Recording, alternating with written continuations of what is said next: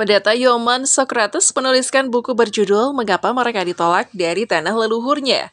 Buku ini sebagai catatan kritis bagaimana rakyat di Tanah Papua mampu melihat masa depan dengan moderasi dan pluralisme beragama di Tanah Papua.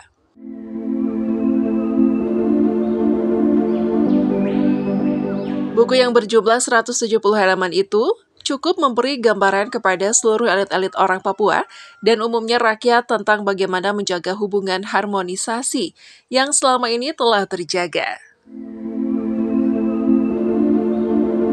Banyak kalangan mulai ramai memberi tanggapan serius tentang hadirnya buku ini karena dianggap sebagai sebuah solusi yang sangat baik dalam menjaga pluralisme atau perbedaan di Papua, baik beda agama maupun lainnya. Sekilas dari pengantar buku ini, Gembala Yoman Sokrates memberi contoh tentang adanya penolakan terhadap Matius Derek Fahiri dan Felix Fernando Wanggai yang ikut dalam kontestasi pilkada beberapa hari ke depan ini. Banyak anggapan yang muncul tentang pasangan ini yang kemudian Pendeta Yoman menilai sangat tidak tepat jika melihat kedua putra terbaik hanya karena perbedaan keyakinannya. Sebab kedua putra ini pula adalah anak Papua yang memiliki hak politik yang sama dengan lainnya. Mengapa saya menulis buku yang berjudul Mengapa Mereka Ditolak dari Tanah Leluhur Mereka? Pertama, bahwa kita sama-sama berkewajiban dan bertanggung jawab melihat jauh ke depan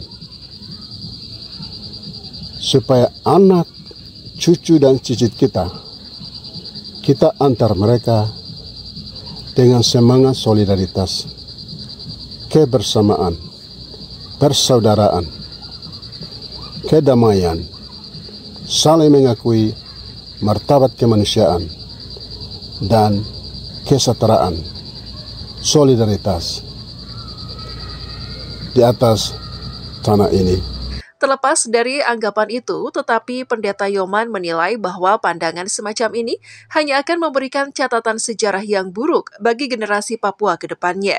Karena peristiwa politik meninggalkan jejak yang tidak mendidik atau tidak sesuai dengan budaya orang asli Papua.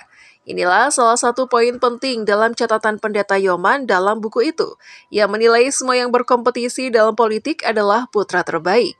Bagi Pendeta Yoman, berbeda keyakinan di antara calon pasangan di Pilkada Papua tidak perlu digiring dalam kepentingan politik karena pada dasarnya orang Papua selalu menjaga hubungan harmonis itu sejak lama.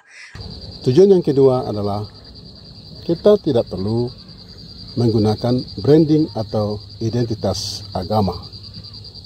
Karena untuk menjadi gubernur atau bupati itu bukan ketua sinode atau pimpinan agama, itu pemimpin untuk semua orang, semua umat beragama. Sehingga orang Papua yang baik Muslim maupun Kristen mempunyai hak yang sama untuk menjadi pemimpin di atas tanah ini. Dari Papua, tim redaksi Okmin TV melaporkan.